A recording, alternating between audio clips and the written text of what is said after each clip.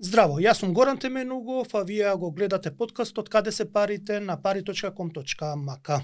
Во подкастов ќе зборуваме за нешто што е многу актуелно во моментов во светот, во регионов, но и во нашава држава. Тоа е борбата против дезинформациите и лажните вести. Во светски рамки фокусот е на борбата против дезинформациите во регионите каде што има криза, додека во регионов и во Македонија, односно во нашава земја, многу се фокусираме на лажните вести и дезинформациите што доаѓаат од политичарите и од политичките партии, односно од политичкото милје. Но реално многу малку се зборува за нешто друго, а тоа дали има лажни вести и дезинформации во секторот на економијата. Овој проблем како да не е истакнат, односно воопшто не го разгледуваме како можност дека и во овој сектор можеби имаме лажни вести. Затоа овој вореден подкаст што го реализираме во рамките на проектот Користи факти, кој го спроведува Институтот за комуникацијски студии во поддршка на британската амбасада, ќе зборуваме токму за ова, за дезинформациите и лажните вести во областа на економијата. Да ги најавам и гостите, значи, со кого ќе зборуваме за ова, тоа е Магдалена Михајловска, поранешна новинарка, а сега вработена во PR секторот во државава. Значи не во државна институција, туку во приватна, но се занимава со PR. Добре дојде. Добре ве најдов. И добро познатиот Никола Поповски, универзитетски професор и поранешен политичар, кој со кого и го почнавме овој проект на подкасти, но го викаме овде малце да зборува за економијата и дали он забележува како веќе некој што не е директно вклучен во политиката, дека неговите поранешни колеги политичари малце, што би рекле народски, мулјаат со информациите и ни сервираат дезинформации или селективни информации. Добре дојде. Добре ве најдов и благодарам. Да, значи ги представив гостите, редно е да почнеме со темава, зошто е многу значајна, бидејќи живееме во интернет време, односно во цело време сме онлайн, цело време сме приклучени на некои извори на информации и нам порано, например, ни требаше часови, па дури и денови да добиеме некоја информација, а сега буквално од моментот кога се создава информацијата до нејзиното пренесување до гледачите поминуваат можеби и минути, не часови, минути. И сега доаѓаме до онаа клучно прашање дали и се забележува кај нас дека има дезинформација и лажни вести или селективни вести во поглед на економијата, а второ што ќе одговориме дали можеме да се бориме против нив, односно како гледачи да во реално време или најбрзо што можеме да провериме дали нешто е точно или не. Но тоа во вториот дел од подкастот, првин да констатираме нешто, дали се забележуваат лажни вести, дезинформации или селектирани вести за да ги наведат гледачите на одредена став без да се добие целата слика. Магдалена, ти вака како поранешен новинар и како експерт во PR-от, забележуваш ли тоа во нашата економско оживење дека се случуваат вакви појави? Па Горан, од нашето професионално око, нели, ние сме луѓе кои што се занимаваме со информации, со медиуми, морам да признам дека не само што се забележува, туку мислам дека и не треба човек ни да биде професионалец во оваа област, туку многу очигледно ние сме изложени на дезинформација или лажни вести. Од мој аспект, дезинформација или лажна вест е едно исто. Значи, лажна вест е нешто што не е вест. Исто што и дезинформација, нели модерно денеска тоа го нарекуваме лажна вест. Меѓутоа таа има една цел, да го сврте вниманието на јавноста во сосема погрешна насока, да дезинформира и да ги скрие вистинските проблеми за кои што навистина треба да се дискутира. Оваа појава е многу видлива во македонското општество, меѓутоа мораме да кажеме дека тоа е глобален проблем, глобален тренд. Зошто е тоа така ќе зборуваме во текот на нашиот разговор, меѓутоа многу е битно да се има предвид дека медиумите, слободата на говорот, владењето на правото се одраз на современи демократски општества. Пласирањето на лажни вести, на дезинформации, како и да ги наречеме, и злоупотреба на медиумите се всушност удар врз таквото општествено уредување и одат во прилог на економски, политички, како да ги наречеме, групи, на кои што на тој начин дополнително ја јакнат својата економска и политичка моќ и владеат со останатиот дел од општеството. спомена дека има забележуваш дека има дезинформации, на пример пред се во економијата, нема да зборуваме за политиката, иако не е на одмет да спомнеме, но пред да одиме со примери каде ги забележуваш, на пример да го прашаме и Никола, едноставно веќе сте во улога на гледач, да, искусен гледач, заради тоа што сте се бавеле со политика, универзитетски професор сте, еден од подобрите во економијата, значи многу често се консултираме со вас кога имаме нешто нејасно во поглед на економијата, ви веруваме како новинари на она што го зборувате. Дали вие кога седите дома и кога гледате пресконференции или она што се пренесуваат пред пресконференции, забележувате дека се обидуваат политичарите, па и на некои учинители во економскиот свет да пласираат делумни информации, па дури и дезинформации, за да си ја наведат водата на своја воденица? Па забележувам, иако тоа не е, тие често користат селективни информации или не ги соопштуваат информациите во форма во каква што треба, и со тоа предизвикуваат збунетост дека информациите што ги соопштуваат се такви какви што они би сакале да бидат. Економските информации се екзактни, затоа што ако потекнуваат од приватниот сектор, од микроекономијата, тие постојат, се екзактни, ако потекнуваат од овие агрегатни или макроекономски индикатори, има надлежни институции што ги пресметуваат. Македонија за среќа нема институции и методологии и податоци што не ги соопштува согласно со највисоките меѓународни стандарди.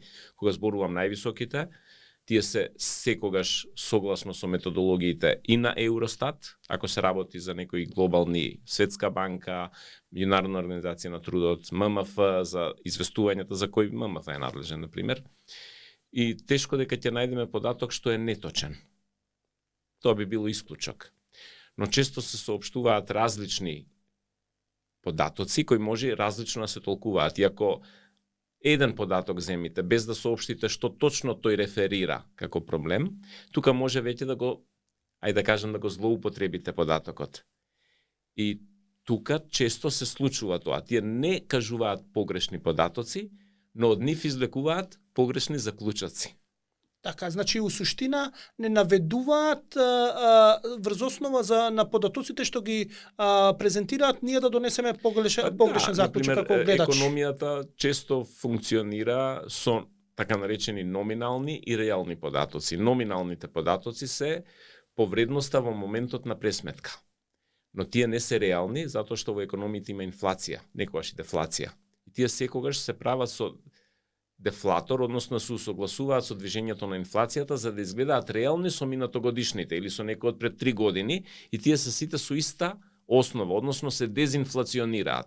И ако вие тоа не го соопштите, значи многу често сега во последно време имаме инфлација и тоа често се користи кај растот на платите. Ние соопштуваме дека платите растат по 5, по 6, по 7, по 10, 15% годишно или месечно, зависи кои податоци ги користиме, и тоа е точно. И вие ќе кажете, например, дека платата во Македонија сега е, просечната плата е 36.400 во моментов, и таа има раст во однос на минатата година од 10%, например. Но ако тоа е точно, но ако не соопштите дека таа треба да се одземи со инфлацијата сега за да се сведе на споредливата со минатата година, тогаш вие манипулирате со јавноста. Што би требале тука да споредиме? Тоа е многу битно. А има и податоци дезинфлационирани. И таа се вика не номинална, туку реална плата. Статистика ја објавува и таа. Но често политичарите објавуваат само номиналната. Иако таа може да е пониска од реалната. Значи треба да бидеме внимателни но како тоа да го во реално време да го препознаеме, бидејќи еве сега ни откривате нешто што се случува, но кој треба тоа да го открие во тој момент? Значи податоците се достапни, статистика ги објавува, кога носителите на функција ги објавуваат, обично се откако статистика ќе ги објави, пошто тие немаат пристап. Тоа сум сигурен до моментот на објавување. Може би ексклузивно саат време пред да се објават, некој да му се јави на премиерот или на министер да му каже ги објавуваме во 11, да знаете вакви се, но ништо не значи тоа. Лесно се проверливи, затоа што се на веб страната достапни и на обичен мобилен уред за секој што сака да ги провери, нормално треба да знае да ги прочита. Тоа што е добро е што демократското општество обезбедува тој што го соопштува, тој што размислува поинаку, а и новинарот, самите да го проверат тоа и да го доведат во контекст за кој сега разговараме. Дека тој рекол дека платите се пораснати, номинално се пораснати 10%, но со оглед дека инфлацијата е 13%, реално се намалени 3%. Значи имаме можност да го соопштуваме тоа и затоа и често новинарите нели имате едно правило да се слушне и другата страна, а и новинарот што ја води таа област треба сепак да да информиран за таквите можности и да ги соопштува. Еве сега ќе видиме еден исечок од подкастот со министерот за економија Крешник Бектеши, каде токму на тема инфлација влегуваме во една вербална дискусија јас и он, па еве да просудиме кој е во право во целава приказна, бидејќи тогаш се повикувавме на податоци од ист извор, тоа беше од stat.gov.mk, тоа е официјалната веб страница на статистика на Државниот завод за статистика, но он имаше едно тврдење, ја имав едно друго тврдење, па еве да го слушнеме, да го видиме, па да го прокоментираме. Ние со нашите мерки, кои се поддржани околу 90% од страна на граѓаните, успеавме за не повеќе од 4-5 месеци дупло да ја намалиме инфлацијата и вкупната и во делот на прехранбените производи. А генерално мерките беа носени за прехранбените производи. А нема овде сега ги гледам, не е имате, дупло намалена. вие следите секојдневно политика и случувања и знаете дека во ноември инфлацијата во делот на прехранбените производи во нашата држава била околу 30%. Моментално зборуваме на 14% и тоа што сме го ветиле, тоа ќе го оствариме. Сега зборуваме за првите 5 месеци, за првите 5 месеци во споредба со првите 5 месеци лани, значи 20,5 на храна и безалкохолни пијалаци. Купната кога е 14,5. Не може 14. Од јануари, мај, еве ги, па сега да не го вртам мониторот на камера. Од јануари, мај, со целокупната инфлација за претходната година, би требало да биде околу 7, нешто. Мислам дека треба да биде околу 7,5. Да, тоа беше од подкастот со министерот за економија. Јас тврдев дека треба да ги споредиме од 1 до 5 месец, тогаш беше инфлацијата. Он тврдеше нешто друго, тука имаше една расправија. Кој е точниот, кој беше во право, ајде сега, иако не треба да судиме, да го донесуваме во позиција, бидејќи не е тука да се брани, но кој во овој момент беше во право? Кога објавуваме податоци за инфлацијата, мислам државата кога објавува, како и сите држави во светот, се објавуваат 8 податоци валидни во секое соопштение. Прво се објавуваат податоците за трошоци на живот, или популарно речените Consumer Price Index CPI во целиот свет, тие се мерката за инфлација. Но се објавуваат и податоци за цените на мало. Кај граѓаните често цените на мало се нешто што е референтно. И ако се реферирате на цените на мало, морате да потенцирате дека зборуваме за цените на мало, а не за трошоците на живот, а дека инфлацијата ја мериме според податоците на трошоците на живот. За да бидеме компарабилни со своите податоци од пред 2, 3, 5, 10 години и за да бидеме компарабилни со податоците на сите други држави во светот. И второ, кога се објавуваат едните и другите податоци, се објавуваат 4 вида податоци. Прво е месецот во кој, да речеме сега сме август, со август минатата година, колку се пораснати.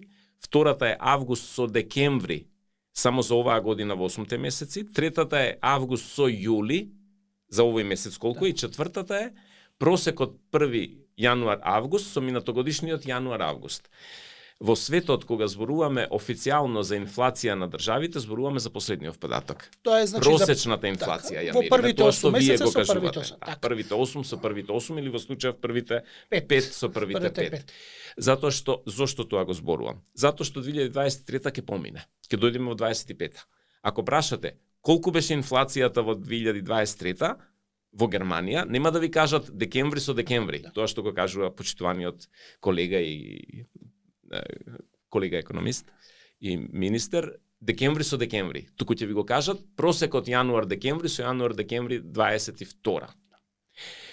И ако ние сега земиме серија на податоци и кажеме каква инфлацијата на Македонија последниве 23 години од 2000 до денес, ќе ги кажеме или ќе треба да нагласиме не просечната, туку годишната инфлација, но тоа ще треба да го нагласиме. Така. Но обично во јавноста има еден податок, тоа е просечната.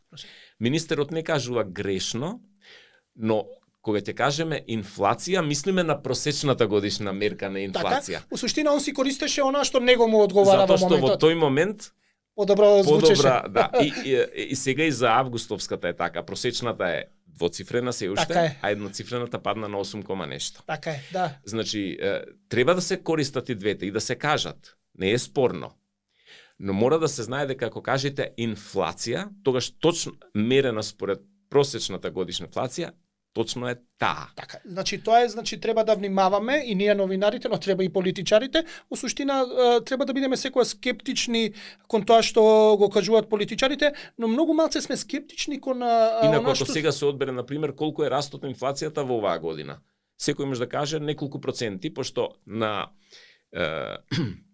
31 јули инфлацијата била само неколку, цените биле само, трошоците на живот, неколку проценти повисоки од 31 декември 22.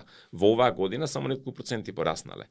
Но не ја мериме на тој начин. Ја мериме на просечните годишни периоди. Да, но многу интересно е тоа што ние кога зборуваме Сега, за... јас се извинувам, тоа е стручна работа. Так. Има и формули за тоа и пондерирање што влегува во Македонија, на пример, во инфлацијата влегува баскет од 600 производи и услуги, што ги мериме како индекси на трошоци на живот, кои се структурирани.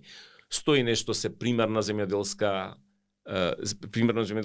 уште плюс има земјоделски прехранбени производи од индустрија, па индустријски производи, па услуги, додека дојдеме до 600. Европа на пример оди на 1000. Они па кој колку учествува, така. Така. Тоа И се затоа е мерењето. добро кога ќе кажеме инфлација, секогаш да се реферираме на што мислиме. Така. Бидејќи станува збор за економија, кога зборуваат за економија, многу често ние како публика сметаме дека нема тука дезинформации, лажни вести, дека нема селектирани, бидејќи економијата е 2+2 еднакво на 4, но дали можеме од оноа што ти, Магдалена, го следиш, да видиме дека не е секогаш 2+2 4 од оноа што го кажуваат политичарите или некои што се занимаваат со економија, едноставно дека малце ги фризираат податоците, малце не доведуваат во заблуда за да не скршнат од оноа што е вистинската голема слика, туку да ја наведат сликата што не им одговара. Што си забележала ти, како си играат со нас во поглед на тоа, бидејќи доаѓаш нели од поренашна новинарка, сега си во пиар секторот, како си играат со нас? Си играат ли политичарите и во економијата, во бизнис секторот со нас како гледачи, како читатели и така натаму? Си играат и секогаш си играле. Работата е колку ќе дозволат медиумите и јавноста тоа да помине. Еве сега илустриравте еден конкретен пример, каде министерот за економија изнел одреден податок кој што не бил лажен, меѓутоа бил делумен. И гледано, да бидеме фер, гледано од аспект и на јавност, и на, еве, и од мојата индустрија, на односи со јавност, па и од аспект на медиумите, тој е политичар. Тој има право да каже некаква фактографија во одбрана на своите политики. Тоа е многу легитимно. Прашање е тоа како ќе дојде до гледачот, односно филтрите што ќе ги помине во медиумите, ќе ја кажат вистината дека да, тоа е така, но, како што кажа и професорот Поповски, има тука и друга страна и за да добие гледачот вистинска информација, таа да биде преработена. Ние го изгубивме тој коректив. Што се случува, особено во економијата? И ние стално велим има лажни вести или дезинформација во политиката. Напротив, политиката е подкрепена од бизнисот, од економијата, тоа секогаш е така, тие се во спрега. Политиката сама за себе не постои, некој треба да го плати ручекот, како што велат американците. Така што политиката има за цел и некакви интереси. И тоа е веќе јавна тајна, како да кажам, не е тоа ништо ново. Сега, тргнувајќи од тоа, лажните вести во економскиот свет и во бизнисот се многу по-актуелни, многу по-суптилно спроведени и пласирани во јавноста, се со цел да овозможат дефокусирање, одење на фокусот на јавноста да биде на една сосема друга траекторија јавна, да не се зборува за вистинскиот проблем, за да што полесно се заврши некоја работа, туку да се зборува условно речено маргинално за тој проблем, за да се задоволи апетитот на јавноста, дека ете имало јавна расправа за тоа, а суштинскиот проблем ниту е разглобен, ниту ништо. Сега пример, го кажавме ова, значи дефокусирање, да не се зборува за вистинскиот проблем. Како го играте? Имаме свеж пример, нешто кога го изиграле тоа, како да не дефокусираат? Можеме да наведеме некој пример? Во принцип има многу примери, човек тешко и да одбере некој. Јас ќе се обидам да го прикажам тоа низ неколку примери што мислам дека поголемиот дел од јавноста ќе ги памти. Едниот пример е Државната комисија за спречување на корупцијата во државата, кое што е една независно тело формирано од собранието, а ние сме парламентарна демократија, што ќе рече ако собранието формирало една комисија, таа одговара пред собранието и е некаков коректив или чадор на сите институции, вклучувајќи извршната власт. Таа треба да се грижи одредени аномалии во општеството да ги артикулира и согласно своите ингеренции да ги спроведе во понатамошна постапка. Тоа особено значи за јавните функционери дека тие се под мониторинг на таа институција, а не обратно. Ние пред месец и пол имавме една ситуација каде што висок владин функционер, небитно на името, не се работи за институцијата која ја представува таа личност, си дозволи да каже дека не е задоволен од незината работа. Тоа е така еден реалистички пристап кон нештата, јас не сум задоволен, а всушност вистината е нешто друго. А таа комисија пред известно време отворила постапка за работењето на таа институција. Може таа постапка да се покаже дека е неоснована, така ние не знаеме додека трае постапката, но самото тоа што има постапка ве става вас во одредена ситуација. При тоа, таа не ви одговара вам, ниту по својата поставеност согласно законите, ако збориме од правен аспект на нештата. Туку одговара на тело на кое што и вие му одговарате, пошто и владата ја избира нели нашето собрание. Државната комисија за спречување на корупцијата одговори на целата таа работа и таа нели некако работа се заврши на тој начин во еден јавен дискурс. Меѓутоа, друго е тука поентата. Ние имаме ситуација во која што намерно фрламе дискусија на напад, затоа што секогаш кога треба да дезинформирате или кога треба да ги подобрите позициите, нападот е најдобра одбрана, тоа е старо римско правило.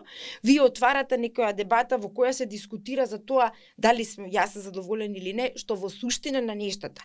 Тоа треба нели медиумите да го разглобат. Воопшто не е важно како вие се чувствувате. Оти ние не сме во интимна врска тие две институции. Они имаат точни ингеренции. Како се чувствувате е ваше интимно прашање, не е прашање на јавност. Ние имавме еден куп наслови, тој и тој не е задоволен од работата на државната комисија. Јас морам овде да се уфрлам, да им биде на сите што не следат тој артан груби политички систем. Добро, јас да го кажам, да не се чудат оние што не следат, иако сите знаат за кого станува збор. Ова е приказна. Вистинската вест од целата таа приказка е дека висок владин функционер врши притисок врз независно тело. Формирано од собрание. Да, тоа е суштината на приказката. Затоа што таквата изјава артикулира во таа насока.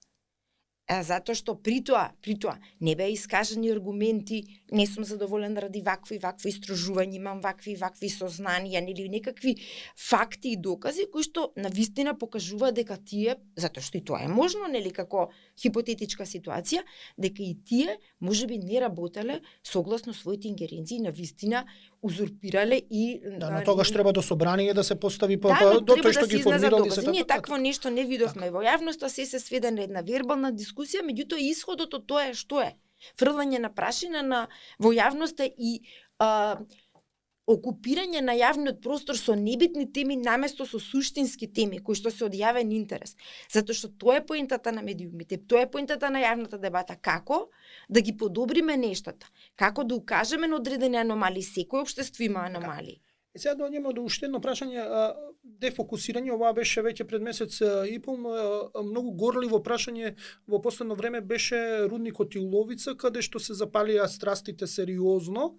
Значи и имаме граѓанско движење кое што се противи, имаме и одлука на владата за спојување на двете концесии и се сведе на политички обид на одредени министри да кажат ние сме невини во целава приказна и сме против рудникот, а гласале например на седницата. Дали и тука имавме класичен пример за дефокус со тие изјави например дека биле против, па отидоа и на протести со граѓаните. Едноставно дека извршната власт се обиде да префрли вина само на еден министер, да, што бе тоа на Крешник бектеши дека ги измамил, и у суштина да не дефокусира од вистинскиот проблема тоа дали ќе има или нема да има рудник во Иловица.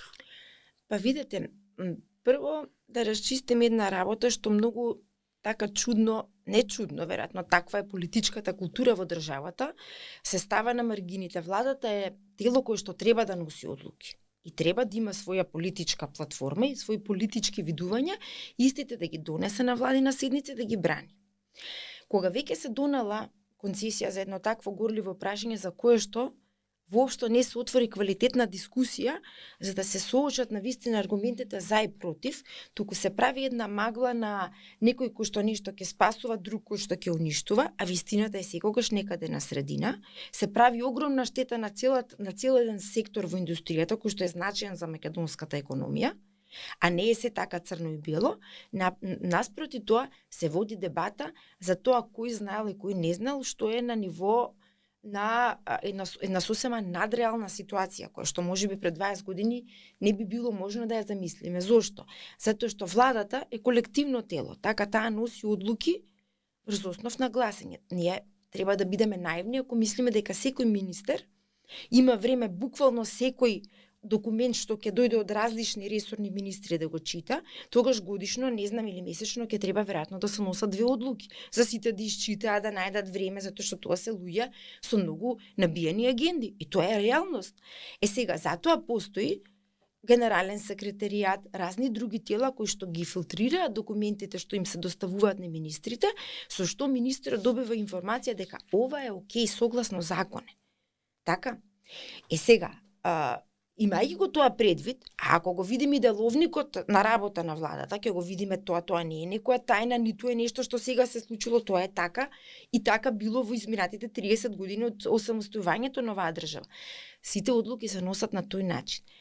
Изјавите дека ние не сме знаеле, не сме виделе, не сме прочитале, не знам како да ги протолкувам, можеби се обид да се дефокусира целата дискусија на тоа кој знаел, кој не знаел, а во суштина дискусијата е сосема нешто друго.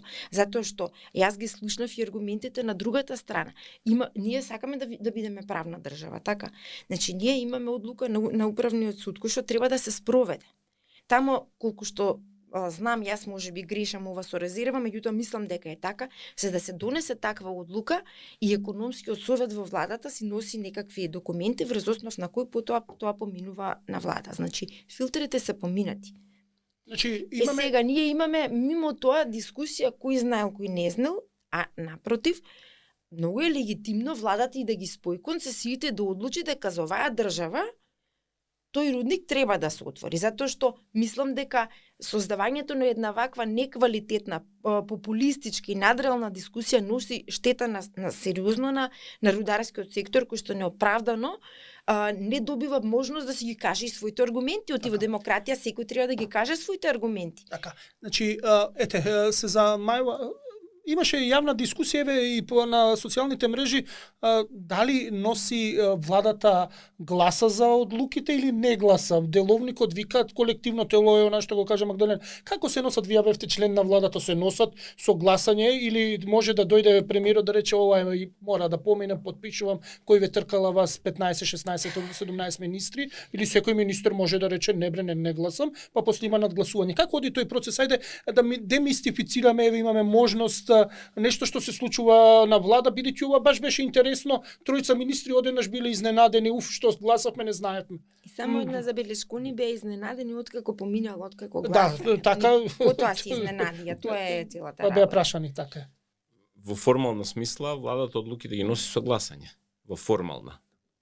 Во суштинска смисла, никогаш не се гласа физички. туку кога ќе се исцрпи расправата, кога ќе се затворат сите прашања со консензус на сите на седница на владата и нема ништо спорно, се констатира дека одлуката е донесена. Сега можам да зборувам во владите во кои јас сум учествувал, не можам општо да зборувам. Се случувало министер да се огради. Не се согласува со таа одлука да се изземе. Да рече дека јас се изземам од одлуката, значи гласам поединечно, но ако се случи 2, 3, 4 министри да се, тогаш никогаш не се сеќавам да се донела одлука. Значи не може да се донесе генерално, особено министрите што се надлежни за проблематиката. Но ако се побунат, например, за животна средина е директно надлежна за добар дел од приказната таму, да се побунела на владина седница да била информирана, генерално не би можело така лесно да помине. Веројатно не. До 2006 зборувам се. На владата има две институции што имаат задолжително мислење. Значи, задолжително мислење писмено на седница на влада по сите точки на дневен ред мора да достави Министерство за финансии и затоа што колешката Магдалена го кажа, дали сите министер за финансии е најоптоварен, затоа што имате 50, нормално не ги чита он сите лично, така. Има сектори во министерството што од свој агол го читаат, му сервираат мислење на страничка, и ако е негативно, зошто е негативно? Министер за финансии мора да даде мислење за секоја точка, затоа што тоа е така наречено мислење за фискални импликации. Затоа што ако не даде мислење, може се случи некој да достави закон што предизвикува трошок на државата од 5 милиони евра или од 50 милиони евра и без мислење на министерот за финансии ќе се направи проблем. И министерот за финансии на сите има мислење, без исклучок. Во тоа време, аз кога бев, веројатно уште е така, имаше и секретаријатот за европски прашања од аспект на тоа дали законот е надоградување, уназадување или е неутрален по однос на европските интеграции. Речеме, ако е закон за здравствена заштита, тој е неутрален. Европска унија не се бави со тоа, но ако е закон за животна средина, за нешто што е, да даде дали во нашите акциски планови, дали сме превзеле обврски, тие две се нужни, без нив не може да точката да дојде на дневен ред. Што значи за ова Министерство за финансии и европски прашања сигурно имале писмено мислење. Така. Значи не било толку изненадувачки, бидејќи второ, сега конкретно кога сме кај ова, јас кога сеќавам, откако се оградија разни министри, на крај министерот за економија излезе со фактографијата, прво дека имал воведно излагање, второ дека дебатата траела 2-30 минути, и пошто разни партии, разни напади има, ја извади хронологијата од 2005 до денес и веќе се затвори дебатата кој што и колку придонел за тоа. Да, но ние добиваме како јавност. Но на почеток бевме сите изманипулирани, неколку министри соопштија, јас не знам, може да се случи 50 точки, вие сте министер за, не знам сега да не навредам, вие сте министер, нека извинат, конкретно ништо не зборуваме за конкретни лица, за екологија, а се носи закон за пензиско осигурување. Може да се случи вие да сте индолентен кон таа одлука, пошто не е ваша надлежност, не сте ни за финансии, не сте ни за социјална политика, значи, и да не приметите дека ќе помине. Така, но неколку министри, меѓу кои економија како предлагач, европски министр, подпредседател е сега така, финансии, екологија, морале и писмено мислење да имаат, сум уверен во тоа. Така исто така интересно, бидејќи беше горливо прашање во 2017 и јава, на пример, СДСМ јаваше на бранот дека нема да има рудник таму, би требало сите што се во раководството на СДСМ седат во владата веројатно да се кога ќе слушнат и ловица да се најаѓат, бидејќи тоа е континуитет на една политика, но добро. Но ако гледаме интересен пример за дезинформации, за обиди за дезинформации. Изјавите на разни политичари сега за овој пример. Так. Само треба многу внимателно да се слушаат. Тие навидум личат дека нема да се отвори рудникот, но секогаш има уште 1-2 зборови од типот нема да има рудник што ќе ја загадува средината, так. Или што нема да е по стандарди. Значи ќе има рудник, но ќе биде по стандарди. Да. Така нема да биде социјалити. И тука има изјави од сите партии, јас внимателно го следам вордингот секогаш, дека може да има рудник ако ги задоволува сите стандарди. Одлично. Види, во однос на ова само нешто Не да викаат додадам. они. Значи, ако е тоа горливо прашање, јас сум за еден пристап во политиката на храброст. Ако некој преземал одговорност да води јавна функција, треба да има храброст да ја одржи, имплементира и презентира својата политика. Еве дури и можам да прифатам дека одредени министри заради презафатеност на вистина не обрнале внимание, се случува. Ние сме луѓе, треба да им дадеме простор. Но мора да образложат што мислат со тоа, не знаеле што понатаму ќе прават. Така? Еве, во ред и тоа, сум се предумислил, зашто да не? Но мора дебатата јавна да биде врз основ на факти, врз основ на реални некакви насоки во кој зашто јас сум предомислена, што сакам јас да добијам како дополнителна информација, кои се законските можности за тоа. Зашто да не? Ајде да отвориме дебата, затоа што повторно ќе кажам, вака како што се води се создава една неоправдано негативна конотација на целиот тој проект, при тоа не се дава никаква можност за некаква реална, ете и тие да ги кажат своите аргументи, па да се донесе малку со ладна глава одлука за или против. При тоа се создава една таква негативна кампања кон цела една индустрија, што е сосема неоправдано. Затоа што тоа е индустријските капацитети, генерално разни индустрии имаат и вакви и такви нели аспекти на своето работење, меѓутоа затоа постојат закони, постојат тела. Тука вистинското прашање, имаме ли ние капацитет, имаме ли ние тела тоа да го спроведеме, можеме ли да измериме што е добро, што кој ќе мониторира. Не зборам само за овој проект, генерално во економијата. Ние немаме генерално доверба во институциите, а гледаме и институциите како се однесуваат кон нас со селективни податоци, се обидуваат да не наведат да мислиме они што сакаат да мислиме, а не ни ја даваат целата слика. Еве зборивме за инфлацијата, збориме за 2-3 случаја што имаме во реалноста. Ова беа примерите што се судираме, најсвежи примери со што се судираме околу тоа, селективни информации, дозирани информации за да не ја имаме целата слика. Не викаме дека се лажни вести или типични дезинформации, тука едноставно не ни ја даваат целата слика. За дел од овие примери што бевме, но сега доаѓаме до круцијалното прашање што сакам да ви го поставам и тоа треба да биде да почнеме да финишираме со подкастов, а тоа е како можеме во ова интернет време кога сме нонстоп бомбардирани со информации, реално да провериме што е точно, што не е точно. Односно, порано филтрите беа новинарите, се чекаше пресконференција или податоците ќе излезат во 10, 11, 12 часот, новинарите имаат 3, 4, 5 сата време да ги обработат втора страна, трета страна, па да се консултираат со книги, да се прочитаат малце, па да се јават кај експерти на кои што имаат довербата, па да им објаснат за да не изгрешат. Имаше еден процес од едно 3, 4, 5 сати кај што ние го пречвакувавме тоа и после тоа вечерта или утредента во весниците ќе го пласиравме ние во нашите медиуми тоа изџвакано. Сега веќе нема. Тоа се зборуваме, веќе се сведува на минути од моментот кога политичарот ќе каже нешто, 5 до 10 минути веќе завршува на интернет порталот, значи на веб страницата, може на радио веднаш, завршува па и на телевизија, веќе се стримува едно време цели пресконференции. Сега доаѓаме до моментот како да ги проверуваме, постојат ли алатки, постојат ли можности. Еве пред да одиме со Магдалена, еве професоре, вие сте економист, кои се нашите можности како граѓани, дали треба да имаме сите економски факултет за да може да ги следиме вестите од економијата или на вистина можеме со малку труд сепак да знаеме дали некој нема втосува или не нема втосува, народски кажано. Луѓето што сакаат да знаат или луѓето што се бават со таа проблематика, не можете да ги, еве да кажам, лесно изманипулирате, зашто на 3 клика се проверува. На 3 кликови доаѓате до вистината, особено за податоци или за изјави и така натаму. Значи, тешко, но оние што не се бават со тоа, како што економисти па не се бават со нешто друго, они чекаат од новинарите преджвакани, затоа седнуваме на телевизија или отвараме компјутер, сакаме за 15 минути да се информираме за се тој ден.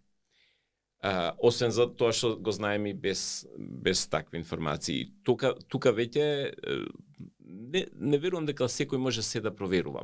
Ако сака може, но он ќе ги пропушти низ филтерот на новинарството и ја мислам дека новинарот во крајна инстанца треба да е тој кој пласира да упати на тоа.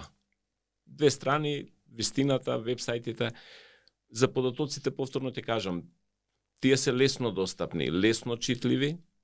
Значи мора да сите оние државни институции што имаат веб страници, посебно оние што продуцираат на пример например Државен завод за статистика, Народната банка исто така има Клучен добри е кај нас податоци. Државниот завод Така, за статистика, после Народната банка е за надворешниот сектор. така. За платниот биланс, за каматните стапки, за така, монетарните за банкарскиот сектор прашања. таму за да се проверува. И Министерство за финансии за јавните финансии. За јавните Од нив течат кон статистика. Се друго тече од статистика кон нив. Така. Значи Например, овие три ние имаме страници сега се веб многу битни да се. Имаме веб страна на Министерство за финансии на Народна банка, кај што покрај сопствените податоци, јавни приходи, јавни расходи, јавен долг и така натаму, се презентирани. И нивото на инфлацијата, нивото на БДП, тие се превземени од статистика. Значи, на изворот е најдобро да се консултираат за монетарните и кредитните прашања и за надворешно трговскиот биланс. Народната банка, за јавните финансии, задолжувањето и комплексот цел на јавните финансии, Министерство за финансии, сите други на статистика. Нормално има и други. Зборуваме за најважните, така. Зашто вие ги превземаат. Само Така, Со тоа што видите се случува за статистика не прави проценки, како и во цел свет. Значи она нема проценка. Во моментов, например, статистика има податок за БДП во првиот квартал од 2023 предходни податоци, пошто до крај ќе се финализираат. Но за 23-та цела има Министерство за финансии проекција. Проекцијата е номинална. Значи тие викаат оваа година БДП ќе изнесува, ако зборуваме сега во 800 милиарди денари. Тоа е прилика 13 на милиарди. Требаше околу 14 да биде, 14, мислам. да. И сега што се случува? Каде е можна манипулација? Еднашка се случи тоа. Нивото задолжувањето на државата отиде многу нагоре. Не е битно кога и кој го направи. Отиде многу нагоре. И процентот на јавниот долг се зголеми многу. Министерство за финансии веднаш ја коригира проекцијата нагоре. Не 800-850. И сега, ако вие имате јавен долг од 100, тој во 850 учествува помалку отколку во 800. И се задолжија повеќе од што треба, сите се збунија како јавниот долг се зголеми само 1-2%, додека не приметивме тие што знаеме, дека Министерство за финансии проекцијата за таа година номинална на БДП се коригирала, тоа е нивно право. Така. Но со тоа се руши авторитетот и кредибилитетот на Министерство за финансии. Еднаш го направија до сега тоа. Значи, мора и тука многу внимателно да виде, така? Да, тоа е она стара болка. Јас со секој министер тука за финансии манипулација. влегувам. Тука е можна манипулација. Токму на оваа прашање секогаш влегувам во битка со министрите и они викаат чекај наредната година па ќе видиме кој ќе биде во право. Тоа беше последниот одговор од актуелниот министер за финансии кога му укажав на се во ова очекувањата за инфлацијата дека можеби нема да се или на пример остварат они и викаат така. јавниот задолжувањето ќе ни се зголеми оваа година 800 милиони евра. И тоа е веќе сметководствено прецизно утврдено со извори што од светска, што од европска, што со обврзница, што со домашни еврообврзници или домашни обврзници. А вика БДП ќе ни се зголеми од 12,8 на 13,5 милиарди. И задолженоста ќе биде испод 60%. Но задолженоста ќе се реализира, а БДП не само што нема се зголеми, можеби како оваа година да биде многу ниско, па дури и не да Боже негативен. Тогаш дупло ќе расте. Така е. Али во тој момент, додека годината не заврши, па БДП не се пресмета од статистика со 6 месеци доцнење, ние сега го објавуваме за првиот квартал, па во третиот на крајот на третиот, почеток на четвртиот за вториот. И тука се можни. И така. тоа во целиот свет е така. Сега не можеме да ги обвинуваме. Значи, да сумираме овде, најбрзо, наједноставно е за проверка да се отиде на изворот на информацијата. дали можеме, еве, за среќа се достапни многу лесно. Така, добра е страницата на stat.gov, добра е и на Народна банка, сега гледам И на и финанси, апдейтери, и на сите финанси. три се добри. Во последно време нешто Финанси малку, почнуваат да кочат во објавувањето. малце се успорени, така. е усложнија. Така е, и Да. некои страници не им отвараат, нешто чудно се случува невообичаено. Добро, тоа Но треба не е да го страшно, не е страшно, главните податоци со се. од статистика. Така, значи статистика е изворчето каде што треба да граѓаните лесно споредливо е. Значи кога ќе се двоумат за нешто, може да отворат имат. Статистика, Народна банка, финанси и другите се разбира. Статистика не може да манипулира. Значи, дали може да штело, еве бевте министр, вас ви падна 40% индустријското производство во 2005 чинам тоа, дали не им се јавивте на 2004 да. Ало, што е ова, дигнете сега, наштелајте да биде подобро. Може ли тоа да се случи? Не се јавивме, туку го разгледавме. Не, дали сега може да се случи, вас ви падна, не се случи, тогаш ве напаѓате сериозно за тоа. Падот беше резултат на неусогласена методологија на статистика. Се усогласи мислам методологијата, се пресмета и се виде дека вештачки продуциран беше вината во методологијата на статистиката. Така и тогаш министерот за економија кој е надлежен за индустријското производство ангажираше и надворешна институција експертска за да види што е и они го утврдија дека пондерите беа не апдетирани во статистиката. Но не се јавивте, можевте ли да се јавите да речете наштелајте да не биде 40%? Или не може да се јави министер за Јас кога бев не верувам, затоа што ако статистика податоците ги добива изворни на два начини, или од де-факто настаните, значи од Царинска управа го добива извозот. Така. И тоа извозот во вредност, извозот во натурални во количини што Да. Значи колку сме извезли оваа година вино во хектолитри и колку во евра. Така, во пари. Во пари. Да, може и во денари, и во долари, и во евра ги прикажуваме ние сега. Тие ги добива од царинските декларации. И да манипулирате, треба да ги менувате нив. Не мислам дека некој до сега се усудил тоа да го направи во Македонија. И тешко изведливо, бидејќи сепак изводливо е долг е ланецот, ќе се јават голем број на државни службеници што треба да молчат, да не го кажат тоа и плюс кој ќе дојдат завршните сметки на крај годишни повторно, а еден дел од податоците што не можат да се продуцираат врз основа на реални податоци, завршни сметки или периодични сметки од фирмите, да речеме за БДП, така од сметководствени податоци од Централен регистар се превземаат сите, нема примерок тука, сите се превземаат. Од сите 68.000 регистрирани и така. Па се прават корекции методолошки и така натаму. Инфлацијата исто е сега. Некои од нив се земаат од примерок. Значи ние не можеме сега да мериме инфлацијата на 10.000 производи, туку мериме на 600 производи и услуги кои се репрезентативни, така кажав. Така да. Например, податоците за работната сила, а тоа е работна сила, работоспособно население, активно население, вработени и невработени, и процентите од нив, не ги зимаме од редовни извештаи, туку од анкета на работна сила. Анкетите кои се тромесечно кај нас се спроведуваат. Сега анкетите во Македонија се на 5.000 домаќинства. Значи од околу 400.000 домаќинства што постојат, се прави примерок од 5.000 стратифициран, типичен, и после тие 5 се апроксимираат на населението што постои. Например, кај нас податоците се покажа, еве сега, методолошки лажни, не оти некој манипулирал, зашто немавме попис 20 години, и ние се што правевме како држава, апроксимиравме на 2.050.000 население. И викам имаме работна сила, работоспособно население 1.780.000. Сега тоа треба да се смени. Сега се оди на 1.830.000. И одма се податоците од пописот наваму се коригираа. Зашто се прави апроксимација на постојното население. Тоа не намалува тоа дека треба да веруваме на статистика. Не намалува. Значи веруваме. Тоа е многу Мојата позиција е дека на институциите во Македонија треба да се верува. Зашто ги познавам, сум работел, со дел од нив соработувам стручно, експертско, на високо ниво се, постојано се со обуки со сите меѓународни према Евростат двострано, према светските, према ММФ, Светска банка, методологиите, и луѓето си ја знаат добро работата. Тоа е многу битно. Тоа значи Битно е што ќе избереме од нив. Тоа кажувам, што така, ќе избереме. Тука треба веќе да внимаваме ние како новинари, сега тука Магдалена да видиме што да бираме, како да биде повели. Многу е битно да се соопштуваат релативните вредности, процентите на промени.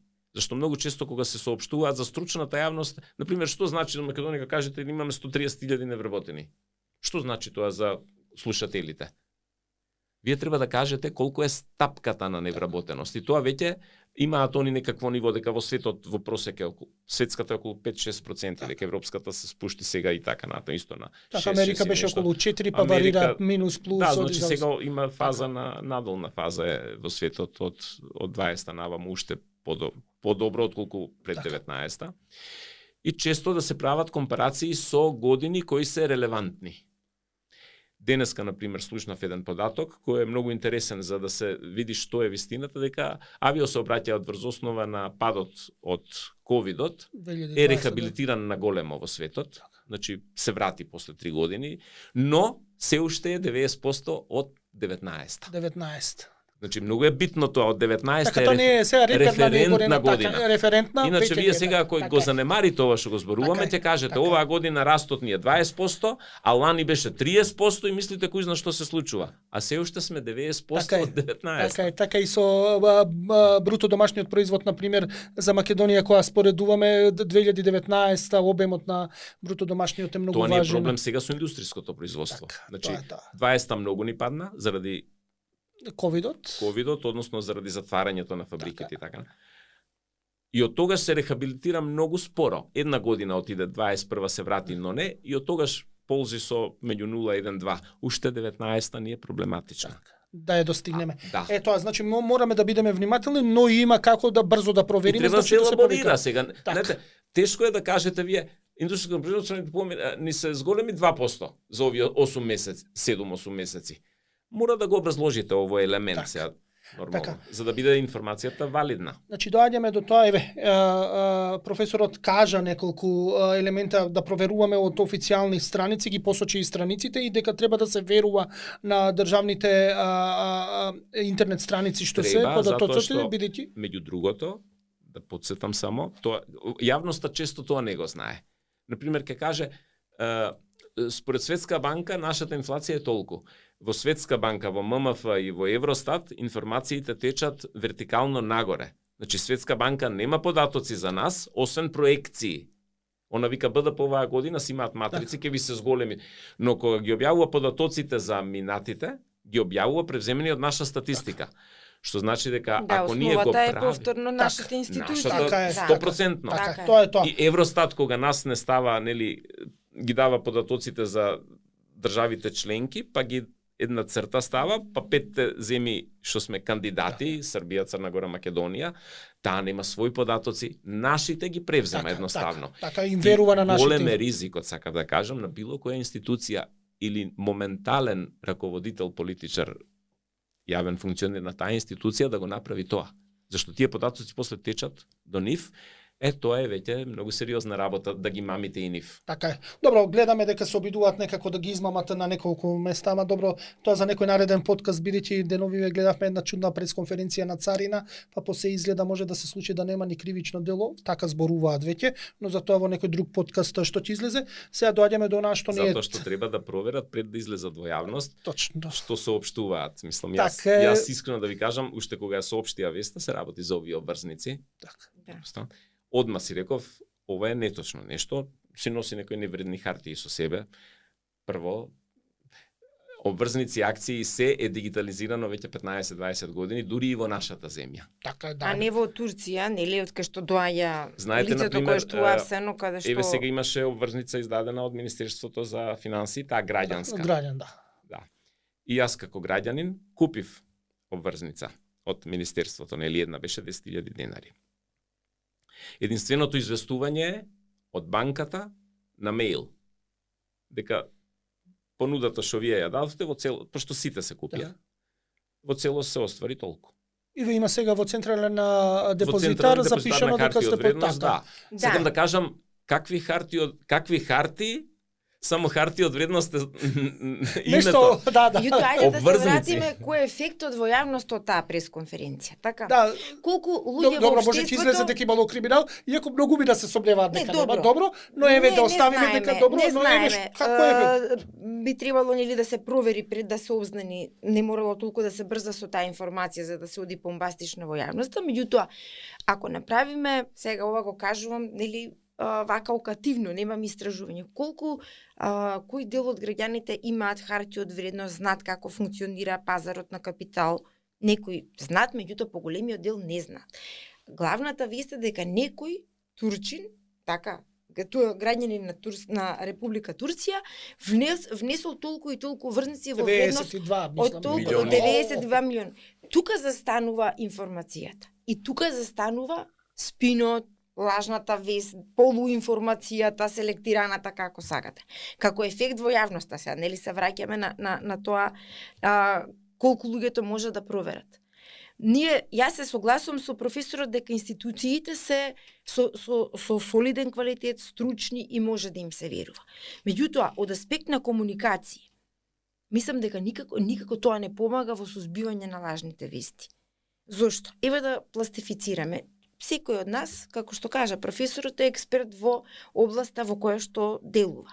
Јас како поранешен економски новинар и ти како си уште новинар кој што ја следи економијата, се што објасни професорот ни е јасно затоа што сме биле обучени, сме работеле во едно време каде што овие објаснувања не биле објаснувани нам, за да ние тоа го изџвакаме и му дадаме на читателот, на гледачот, една готова информација во која што во многу кус текст ќе свати што е суштината и кои се бенефитите од тоа. Понатаму следеле анализи, дебати и така натаму за постручната јавност.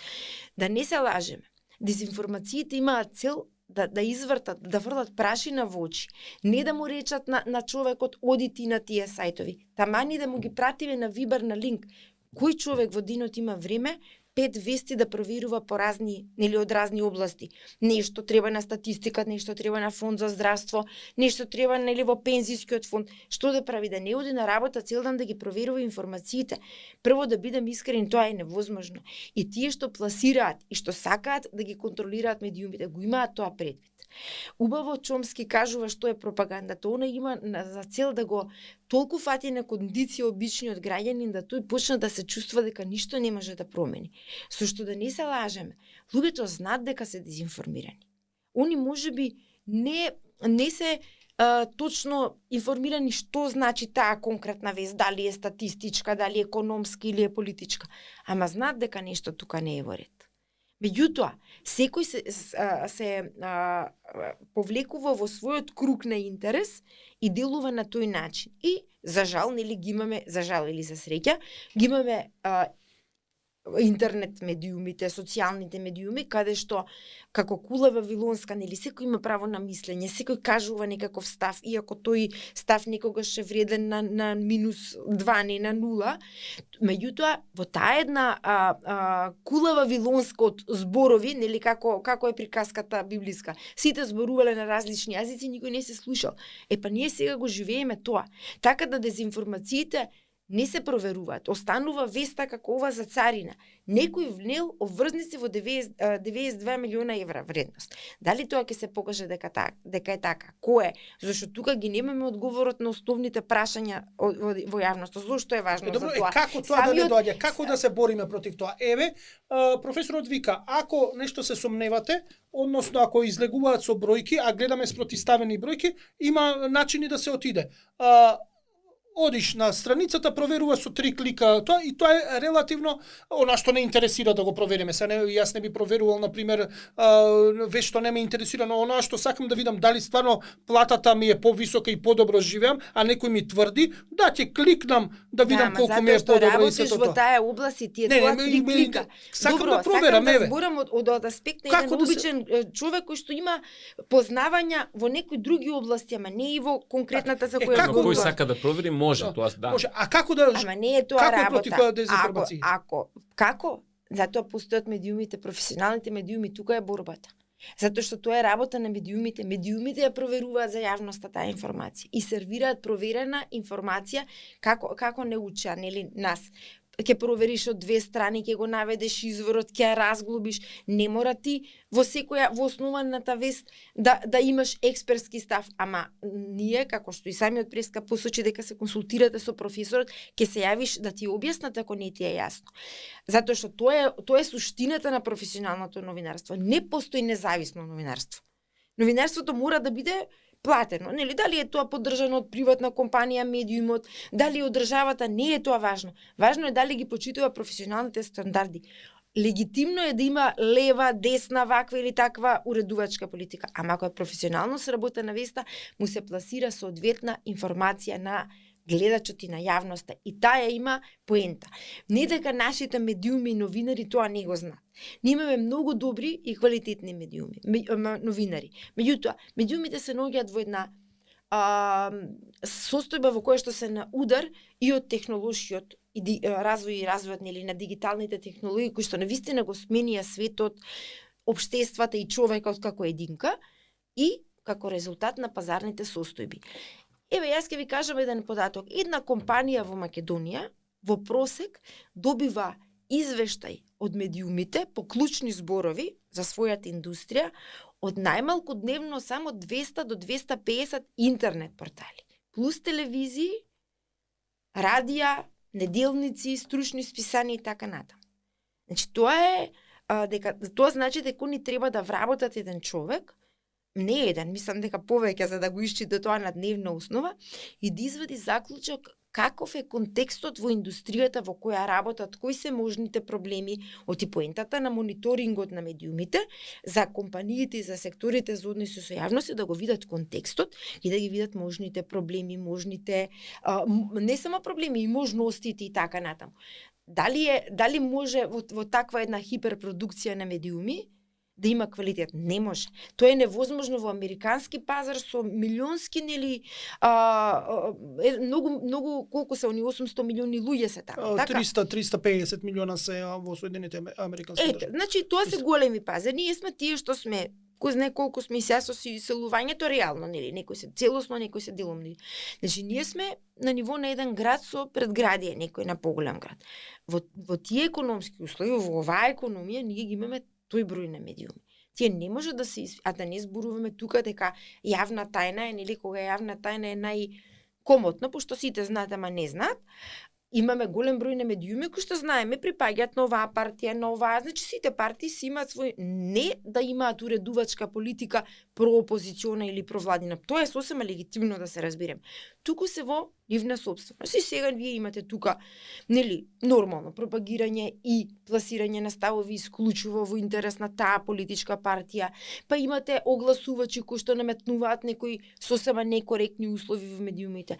Во тие услови не можат новинарите да имаат квалитетни услови за работа, не дека не знаат. Ние имаме неколку медиуми и во овие услови кои што се борат за своите принципи и на вистина се обидуваат да ги следат професионалните стандарди на новинарство. Сега, не е тоа дека е невозможно. Сега Квака 22, единствен начин за борба против дезинформациите, лажните вести се новинарите, добро обучените новинари, но тие добро обучени новинари едноставно просторот за да действуваат, да работат им е ограничен од XY фактор. Зашто е тоа важно? Затоа што кога имате добри, еве да речеме солидни, не знаеме дека но реално како во однос на јавноста што тоа значи? Тоа значи едуцирана јавност, така, кое што многу помалку е толерантна на несоодветни информации, полесно ги отврла. Затоа што кога во континуитет се пласираат дезинформации, скривени, селектирани информации, луѓето се навикнуваат на едно такво милје. Како да се бориме? Тоа е тешко општествено прашање. Како да се бориме со поголема едукација на јавноста, со позасилена процес на јакнење на медиумите во своите квалитети. Нормално, медиумскиот пазар е нормално да се менува, да се трансформира. Ние не може да очекуваме да биде како што бил пред 20 години. И ние не сме истите од пред 20 години. Се менува. Меѓутоа, основни стандарди и основни постулати на квалитет како во секоја индустрија мора да постојат. Зашто видите, ние не му викаме на потрошувачот кој оди да купува млеко, земи го млеково, па оди се ти во Агенција за храна и ветеринарство, види си сам дали ти е окей, они се супер институција, можеш да им веруваш, земи го млекото и се оди провери. Така, пошто и веста е производ. Медиумски производ. Значи, таа треба кога ќе дојде до светлото на денот веќе да го има основните стандарди на квалитет. Добро. Во таа смисла, одговорот е тука. Јакнење на медиумите и едукација на јавност. Тоа е многу важен аспект. Ова е сериозен предизвик. Професоре, за крај, спомна нешто Магдалена, дека треба да се има лево, десно, не е спорно ништо. Дали е битно кога ние како новинари ќе се повикаме некој соговорник да знаеме кој е, да го наведеме кој е, например, дали препраѓа лево, десно, центристички, да малци бекграундот кога го викаме. Значи, дали едно од кога им пласираме ние на гледачите и на читателите соговорник или ставови од соговорникот, да знаеме од каде потекнува и односно кој е, што е еднака економско-политичка карта да му дадеме за да знае, бидејќи многу често ставовите што ги кажуваат можеби произлегуваат токму од овие елементи, од каде потекнуваат. Па ние во економијата тоа го викаме вредносни судови. Вредносен суд. Ако не го знаете на човекот базичниот вредносен суд, тогаш тешко ќе влезете во тоа што го објаснува што е целината. И од тоа го гледано, мојот одговор на нашето прашање е да. Треба соговорниците да се представуваат, затоа што во економијата има, зборуваме ние, тоа ја што го зборував, квантитативни податоци, но имаме и квалитативни анализи. Квалитативните анализи најчесто не се докажливи. Од типот, дали да имаме прогресивно или пропорционално оданочување. Значи, вие во светот имате аргументи и контрааргументи за едното и за другото, милиони книги, и милиони теории, и школи, и автори, и пракси. И сега, ако има дебата, треба да знаете, ако некој каже јас припаѓам десно, дека он во суштина е против прогресивно оданочување и од неговите аргументи во тој контекст е важно да знаете каде. А тие вредносни судови се различни и тука тоа не е проверливо. Например, едни сметаат дека нивото на социјална заштита во економијата треба да е високо. Повисока социјална заштита, повисоко здравството да е јавно во поголем дел, повисока пензиска заштита и така натаму. Други сметаат дека треба да е пониско. Едни сметаат дека нивото на оданочувањето, нивото на јавните расходи треба да се 30 до 35% од економскиот потенцијал. Други сметаат дека треба да е како во Европска унија 42-3 до 5, 52-3 веќе некој. Тука нема проверливост. Тоа е, ние го викаме морален суд, така го користиме тој збор. Зашто си застапник? Тука треба да се декларира секој. За да тоа е многу битно, бидејќи гледам дека тоа го испуштаме во... А кај квантитативните веќе сме на терен каде што вие не можете да ги манипулирате. Да, така. 2 плюс 2 се 4. Да. И затоа е битно тие да се точни. А за другиве често има дебати. И тоа е нерешливо и затоа 200 години светот оди на избори кои што ги решава овие прашања. Што народот но за јавноста треба ние како медиуми да ги представуваме нашите соговорници кога зборуваме за одредени политички, а не мерливи, не квантитативни, туку морални судови кај што ќе зборуваме, еве на пример за данок како е прогресивен, секогаш би ве викнал вас, вие сте застапник на пример за прогресивниот. Јас сум, да. За прогресивниот, а од друга страна ако сакам дебата ќе на пример Трајко Славевски професорот ќе го викнам, кој што е за рамен данок, за пропорционални даночни ставки, да. И он на пример тоа би, али јас ве знам и секогаш ве најавувам како личности кои што има таков став за таа, па може ќе се доближите, може ќе се разотидете уште подалеку, но генерално било за јавноста да знае кој им се обраќа во суштина. Тоа е многу битен елемент. Да. Например, тоа го треба да го знаеме кога ги гледаме кој ни се, ако е на пример политичар, дали има и бизнис позади себе, па од кој аспект го прави.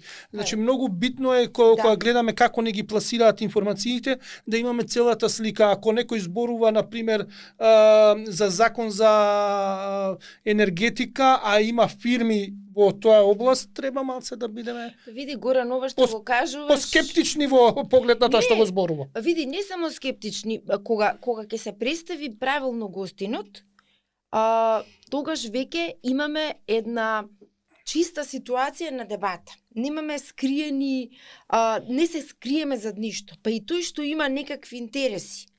Ако веќе е викнат и има зошто да каже нешто, а има јавен интерес и кај неговиот став, легитимно е да си ги аргументира. Тоа е квалитетна дебата, но гледачот му е јасно демистифициран. Магдалена е за тоа. Никола се застапува за ова. Они имаат вакви ставови, ќе разговараат со своите аргументи. Нема на гледачот да му се представи дека јас сум за нешто друго, а мојот соговорник за нешто трето, а вистината е негде на средина, па ние правиме разговор во кој што сите се збунети како гледачи, а ние си правиме некои лични интереси, туку и личните интереси ќе ги направиме на еден почесен и отворен начин. Значи не е ништо страшно да имаш и некаков личен интерес, ама ете тоа се поклопува и со јавниот интерес. Но ова што го кажеш е многу важно. Треба да се каже тој човек зашто се застапува, кои се неговите погледи, од која индустрија, од која позиција доаѓа и така натаму, за да има една пофер и почиста дебата. Затоа што како што nomen est omen, така самото име кажува веќе иако има зацкриени. Се разбира. Например, ајде да дадеме 2-3 брутални историски примери. Најдесната партија во историјата на Европа што постоела последниве 100 години, тоа е нацистичката партија на Германија со водство на Хитлер. Незината името до згаснувањето 45 е национал-социјалистичка работничка партија. Значи национална социјалистичка работничка. Така. Национал-социјалистиче Arbeiten Partei Deutschland. Името асоцира можеби не на комунистичка, но на пролетаријат. По-лево од социјалдемократски, пошто има и социјалистичка и работничка. А она е најдесната партија на светот. Со најкрупниот капитал што можеше да се тоа со круп фабриките и сето тоа така. Работничка, ништо така. И ако се укина во Македонија и денес ако се укина 45-та партија да тој модел почна да и во Македонија имаме една кој што е крајна десница и крајно радикална во поглед така. На двете страни имаме партии со левичарски имиња, кои прилично центристички или десно се однесуваат. И националистички така. А имаме и партии со леви со десни имиња кои во праксата се многу егалитаристички настроени. Така. Па еве јас пошто за една партија можам да зборам, нема никој да ми се налоти. СДСМ во последно време жонглира со својата лева определба, на пример. Прилично се десни. Знаете од кога почнаа десни да бидат? Ова ќе биде за крај. Од кога Тевдовски го смени од министер за финансии, мислам дека тука завршен. Тоа беше крајот на социјалдемократијата како што ние ја замислуваме. Односно дека, еве да кажеме стручно, дека нивото на редистрибуција на доходот во економијата на јавен на општо на макроекономско ниво ќе биде далеку понерамноправна од што тие во својата програма тоа го имаат. Така, они дојдоа на власт со една програма економска, со Тевдовски ги спроведи. Особено даночниот систем сега е во Македонија во економска смисла кога се разговара е прилично регресивен. Не само што е неутрален, не само што е прогресивен, туку е регресивен. Имаме и даночен систем, не го забележувам баш многу на добро вашега, а нормално дека го имаме секако. Во Македонија, еве, со тоа ќе завршиме, човек што има, пример, месечна нето плата од 20-30.000 евра, има такви. Има и со повеќе. На вработените име на нето платата 49 до 50% брутото. Значи, ако имате 1000 евра плата, брутото ви 1500. 50% имате придонес. Но, на луѓето што имаат 30.000 евра месечна плата, има 11,5 до 12 оптоварувањето. Зашто персоналец плаќаат 10, а само на одреден број плати плаќаат така, на одреден број, така е. Пензиско и здравствено е најголемото, така. Кај нив има лимит. До 12 и после више не ги плаќате, зашто и не можете ги добиете во прераспределбата таму, има лимити на пензијата. И они практично имаат регресивна даночна стапка во Македонија. Колку повеќе зимаш, се помалку ти е вкупното оданочување. И тоа Мислам, со тоа не можеме да спориме со никого, зашто е факт, тоа се Така. учи така. Но тоа ретко се зборува, заврши, мислам дека дебатата за економски реформи, сериозни економски реформи, како што кажав кога го сменија министерот за финанси, првиот министер во СДСМ од 2017 Тевдовски, од тогаш СДСМ веројатно партијата. Од тој агол гледано, сега нормално ако прилично разговарате со десно. сегашните министри, тие ќе Да, речат дека си е имаат поефикасно за нашата економија такво оденачување. Така, тоа го викаше и ВМРО ДПМН е Да, тоа се квалитативни сега. 11 Да, години. но Дали Секој има право на политика, само треба да ја Така, брани. така. Да. Ви благодарам што бевте дел од овој подкаст. Се надевам дека дадовме слика што се како не манипулираат и како да ги проверуваме, колку можеме да ги провериме, тешко иде. У суштина новинарите на нас ќе остане. За жал тука состојбата не е баш најсејна. Јас пишував баш една трилогија на МИМ на Македонскиот институт за медиумите за тоа што се случува во медиумите, па можете да го читнете сите што не следите и таму што е напишано. Но да напомнам дека овој вореден подкаст е реализиран во рамките на проектот Користи факти, кој го спроведува Институтот за комуникацијски студии под покровителство на британската амбасада во Скопје. Значи, ова е затоа вореден. Ние стартуваме со редовниот циклус од септември. Значи, се гледаме повторно од септември. Ви благодарам уште еднаш. Благодариме и ние на поканата.